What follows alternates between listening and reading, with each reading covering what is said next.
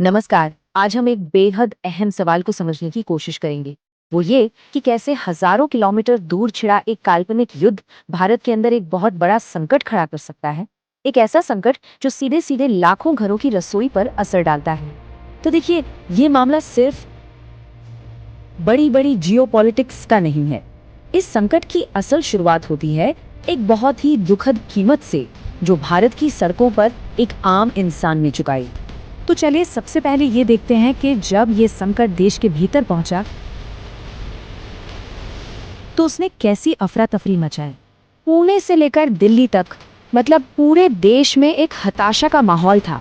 रसोई गैस की जो सप्लाई चेन थी वो जैसे पूरी तरह से रुक सी गई थी। और जब भी ऐसी पैनिक फैलती है तो क्या होता है, सीधा असर पड़ता है कीमतों पर। कुछ शहरों में तो काला बाजारी इस हद तक बढ़ गई कि कीमतें ऑफिशियल रेट से 6 गुना तक ज्यादा हो गई। सोचिए, एक आम परिवार के महीने के बजट का क्या हाल हुआ होगा। यहाँ पर एक बड़ा ही अजीब विरोधाभास देखने को मिला। मतलब एक तरफ तो सरकार कह रही थी कि कोई कमी नहीं है, सब ठीक है, और दूसरी तरफ सरकार के ही एक्शन, जैसे कि सप्लाई की राशनिंग करना और दाम बढ़ाना, वो एक बिल्कुल अलग ही कहानी बयां कर रहे थे। तो अब सवाल ये उठता है कि घरेलू गैस की इतनी बड़ी किल्लत आखिर हुई कैसे। इसकी जड़ें हजारों किलोमीटर दूर हुए एक काल्पनिक संघर्ष में छिपी है। इस पूरी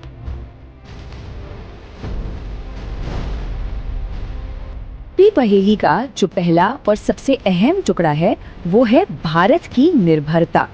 हमारे देश में इस्तेमाल होने वाली रस्सी अब आगे क्या, इस सवाल पर सोचने के लिए छोड़ जाता है कि जब एक दूर का संघर्ष किसी देश की रसोई तक को खाली कर सकता है, तो फिर ऊर्जा के लिए दूसरों पर निर्भर रहने की असली कीमत क्या सिर्फ पैसों में चुकाई जाती है या उससे कहीं ज्यादा